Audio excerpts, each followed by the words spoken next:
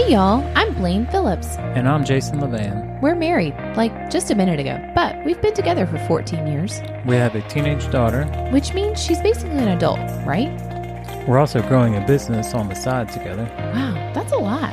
Yeah, it's a lot. Through all of that, we've learned how to improve so many aspects of our lives and show up in an amazing way. So we decided to host a podcast to share our journey with you. It's called Let's Do Life Together, because that's just what we want to do with you.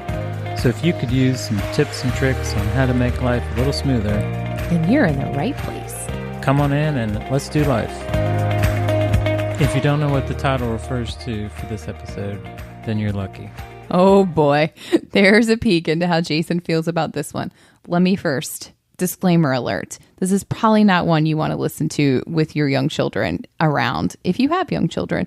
If we're still all in the magic of the Christmas season, time to put your earbuds in, slide us in your back pocket, and let's get down to episode number 6, where we talk about the effing elf. Yep, that's the one. You just finished filling your bellies with turkey and enjoying your holidays, whatever they're going to look like for you. And now maybe it's time for the elf to come out in your house, or I don't know, maybe he already has, or maybe you are not down with the elf. And if you have no idea what I'm talking about the elf on the shelf, the little guy or girl. I think they're girls too these days, right? Is that a thing? Yeah, boy elves, girl elves. Elf, whatever it is, whatever he or she is like, the elf on the shelf that is sold in the box, that is the magical little creature that lives in people's homes during the holiday season. And there's little stories about it and why that elf is there, and partially it's to spy on your children and tell Santa. Right? I think that's the point. I didn't have an elf growing up. That was not a thing in my house. I had no idea about elves. No one I knew had an elf. Like, that was not a thing. Jason, did you guys have an elf? Was that a thing? That was not a thing. There was the jolly old elf Santa. Yeah. Which I never really cared for. Hey, we are not talking about Santa here today, Jason. But Santa somehow could magically know when you were being good, and I think something about knows when you're bad or good. The naughty or nice list. Right. I was always at the top of the nice list. Of course I was. But an actual little elf, like a little guy, I did not have, which is funny because I didn't hear about it, didn't know it was a thing. And then when Sienna was young, and she's 13 now. So when she was young, it became something that was everywhere. All of a sudden, everybody had these little buggers hanging out in their house. And I was like, what is this? And then they talked about how they had them in their childhood too. And I was like, that is not a thing. I don't know if we just didn't have that in the country of Georgia. But Jason was growing up in Ohio. So, right? Right. I'm pretty sure it's the new Santa surveillance system. It's so true. I mean, that's the point, right? It's this little guy that you have in your house, and he's supposed to watch your kids' behavior. And then he flies to the North Pole every night and he reports on your kids' behavior. And then he flies back and he lands in a different spot. Like, that's the overall premise for what he's supposed to do. He can just land in a different spot. Maybe he lands in the same spot, but he's always got this watchful eye, and he doesn't move during the day. You never get to see him move. You're not allowed to touch him, any of those things. It could be the therapy industry and just planting the seed, because all these kids are going to need it later on when they're older. The elf. All right. Well, we know Jason is not Team Elf over here. And I'll be honest, I resisted for a few years. It's one of those things, you see it and everybody's talking about it, and you're like, am I supposed to get an elf? Am I supposed to get an elf? And I resisted, and I watched, and then it looked like they were having fun with it with their kids. Facebook and Pinterest wore you down. It's true. Facebook and Pinterest wore me down. And when Sienna was 6, I bit the bullet and purchased an elf on the shelf. And he magically arrived while we were putting up our Christmas tree one year. She has a little tree in her room that she's put in there for years, and just a tiny little thing. And then we have our main tree, and we were decorating, and she had come out of her room at one point and I slipped him in with the book and she went back and she saw him. And I don't think she really knew because she was 6 and you're not supposed to talk about your elf, right? So she didn't really know what was going on, but we and she like touched him just trying to figure out like what was going on. And then we said, let's get the book. And we read the book and she read all about the story and how he'll watch and he'll fly back and you're not supposed to touch him. And she's like, oh my gosh, I touched him. Because I think like if you touch him, his magic comes off and he can't make his way back. Is that the story we tell? Yeah, that sounds about right. Right. So she touched him, but I was like, I'm sure it's fine. You barely touched him. We didn't know. We hadn't read the rules yet. It's fine. It's fine. So now we're the proud owners of an elf and you're not supposed to touch him and you're not supposed to talk about him and you're supposed to name him. And she's so excited. Like she's 6 and she's little and it's when their teeth are looking kind of busted and her hair, she's just those chubby cheeks and all the things. And I couldn't resist getting her an elf. And then on the socials, you hear all the names for all these elves and they're kind of, I don't know, Christmas and they're called Christmas and Twinkle Toes and Snowflake. Jingle. And all these, Jingle. All these And our kid comes up with. Derek. Yep. That's his name. He's going to be Derek. And how would you like to spell that, Sienna? Derek, of course. Darek. All right, Derek. Welcome to the family. You have officially arrived. And if I'm being honest, I don't think I really understood. I mean, I'd seen the cute pictures and all the Pinterest fluff about it, and she was really excited, but I did not fully understand what I had just brought into our family because it became a family affair. I was really excited, but I didn't understand. What it brought was ninja training. In its finest form. It was ninja training. Now, let's don't forget, we know how much Jason loves holidays, especially Christmas. And that was total sarcasm. Jason doesn't love holidays. He really doesn't love Christmas. And now I've brought a new jolly addition, Derek, to the family. So we've got all these great ideas and all these cute Pinterest shenanigans for this elf to do. And, step 1, kid has to go to sleep, be all the way asleep. Which we're thankful there.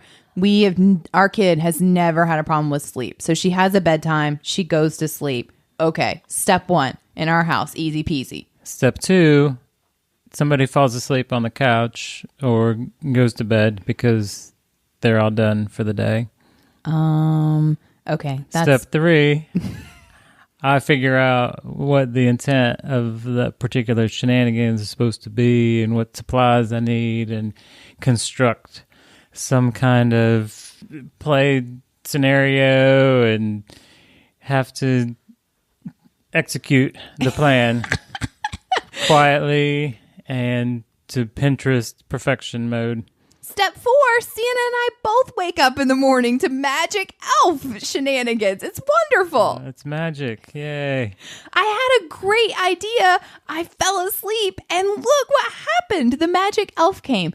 And I guess it should be said here, there are kinds of 2 schools of thought, if you will, that goes with elves. Well, I guess maybe 3. There's elves that, maybe 4 if we're talking about it. There's elves that never move, like they don't do anything, I've seen. There's elves that just move locations. There's elves that sometimes just do fun things. And then there's elves that do naughty things. We fell into number 3. Our elf would move and just move sometimes, but I really like to do the fun things with him.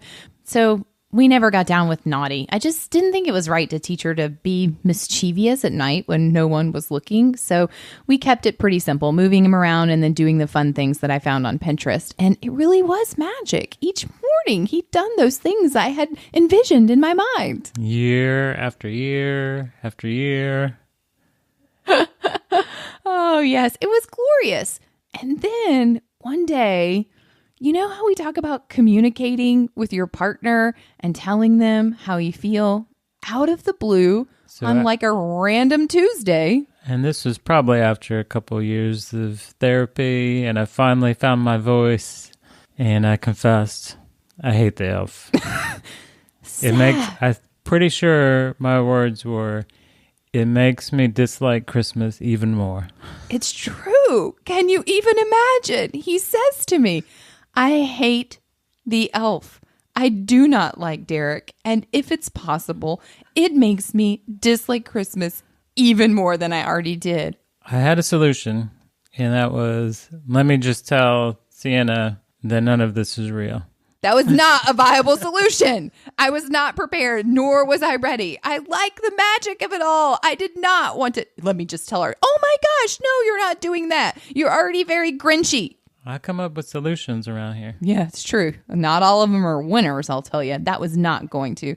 So that meant one thing. If I was going to keep the magic alive and he hated it, I couldn't keep asking him to do something that he hated. That's not fair, and it's not the point of it. I wanted it to bring joy. And she, oh my gosh, got so much joy out of it. Year after year, when we woke up, she would wake up and sleepy in her eyes and her hair all busted and roll out of her room and not even say good morning to us for those 25 days a year. She would just go looking for Derek. It was the first thing. Where's Derek? What's Derek up to today? And she would laugh from other rooms, and she was so excited. And then she would come and get us.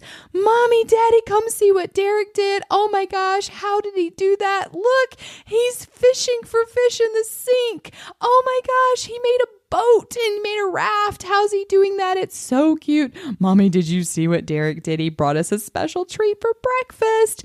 I couldn't take that away. I loved it. It had been just as magical for me as it had been for her all those years. So that meant I had to do it. I had to take over elf duty. Yeah, we had to find a solution to keep that magic and keep the joy and minimize the animosity or the resentment towards the elf on my end. Because I'm pretty sure had Jason had to continue the elf, he would have been naughty, all right. It wouldn't have been good. There would no longer have been cute Pinterest-worthy photos. Right. And and let's be honest, some of those naughty ones are totally inappropriate if you see them on the internets. Yeah, it's very true. We didn't want that. Yeah, we don't have drunk elves and I don't know what else, vomiting and disgusting. No, that's gross. That's not our style. That's not our family dynamic. That's not what we wanted for her. He's fishing and he's doing cute things. And so I had to take it over. And I was excited. I was like, yeah, I got this. I was the one always coming up with the plans anyway. And I loved her face and I loved our joy. Well, it didn't take long, and I kind of hated it too. I was forgetting because, like we covered, I'm an early bird. I rise early, which means I go to bed early. By 7 o'clock, I'm kind of a pumpkin. And so I would fall asleep and I would forget. And then I would wake up in like the fear of like, poop, I forgot to move the elf. How many times have you done that? How many times have you just like awoken yourself in the middle of the night and been like, crap, I forgot to move the elf. And you get up and the floor is cold and you don't want to, and you just have to go move the elf. It became a chore, and I loved it, and I loved the holidays, but I was feeling what he was feeling. Right. You started to appreciate the commitment of it more, that you were doing it every day. So you came up with a solution and a system that works. Yeah, we had to figure it out. Again, no, the solution was still not Jason's. Tell her that the elf is not real and let's be done with it. Not a viable one, Jason. Although he did bring that one back around, I said, no, I have to figure out something else. And I'm a planner, right? I have a plan. So I just needed to figure out what was going to work for me. Number one, I created a schedule, which I've always had a schedule, but I got more intentional with that. I'm not kidding. I printed out a calendar for the month of December. And there's 24 days getting ready to Christmas before he flies home on Christmas Eve. And I just decided what I was going to do each of those days. What was the elf going to do? What magic place was he going to sit in? Or what magical thing was he going to do? I just created an elf schedule.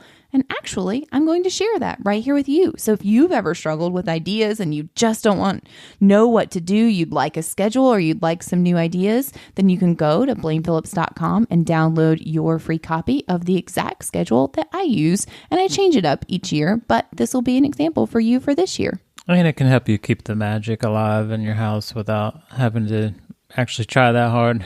Yeah, it's very true. Step 2, I had to not go crazy. Like, okay, we've seen some crazy elf shenanigans on Pinterest. And yes, they're super cute. But chances are, I've noticed with Sienna, I would go super elaborate and she was just as excited on the days where I had gone all out with Derek on the days when he had just moved and done something a little bit funny.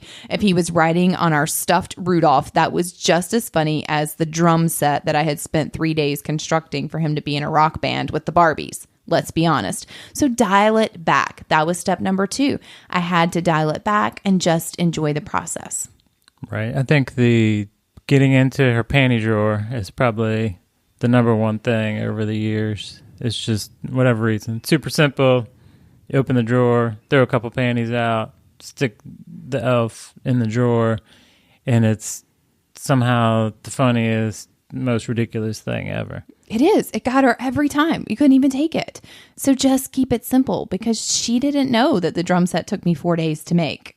Like, just toss some panties on the floor and call it a day, Blaine. The third thing I did was, so I had a schedule now. I knew what I was going to be doing.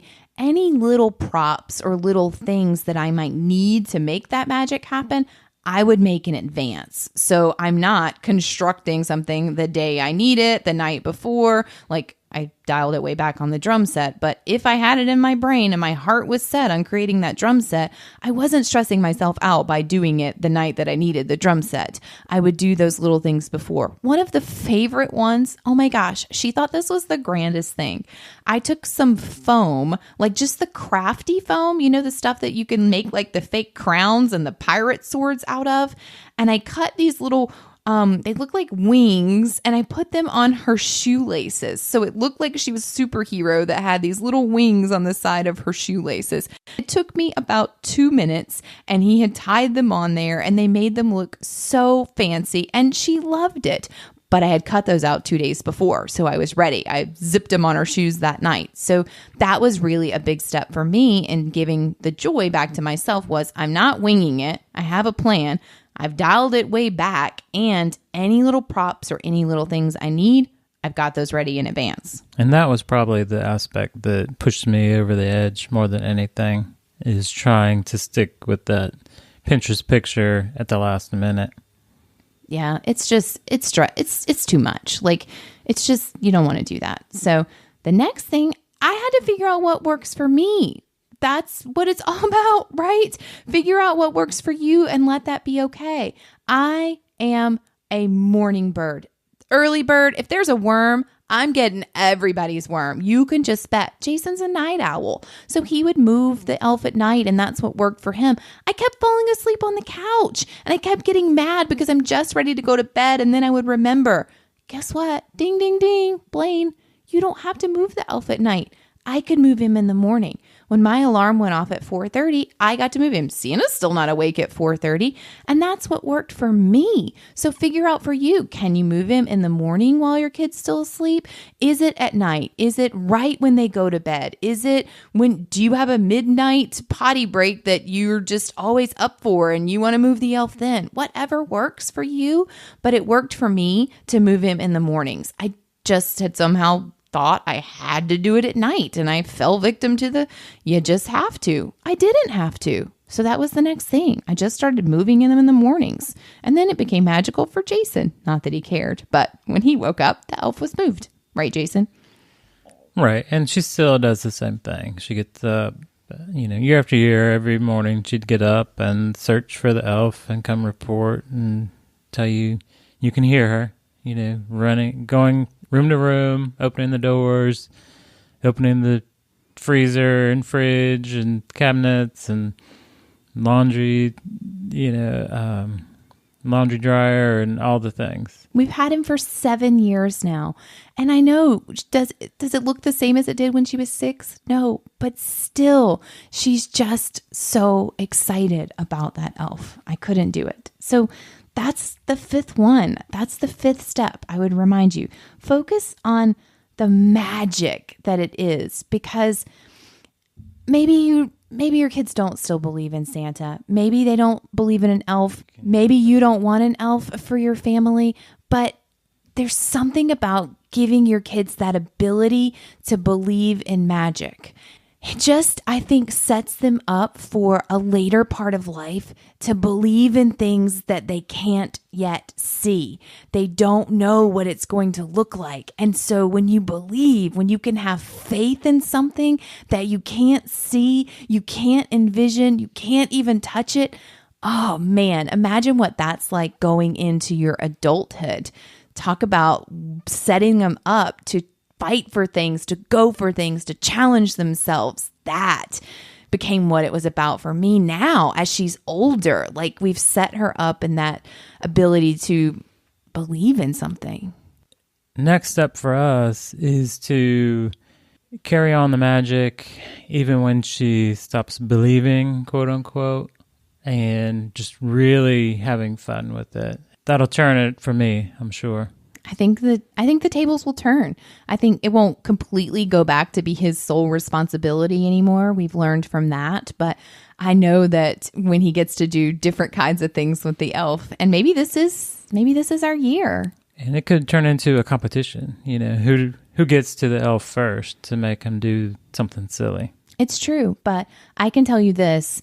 Derek is a part of our family, and Derek is going to be a tradition in our family until Sienna no longer lives here. And my hope is that I will save her and she will take him and she will bring that magic into her house. And how funny, we've come full circle to Jason effing hating the elf. To here we are. He's a part of us and we had to learn, right? We had to figure it out. It started because everyone else had one. Had no idea what I was doing. How often have we done that? How often have we signed ourselves up for things and we have no idea what we're getting into?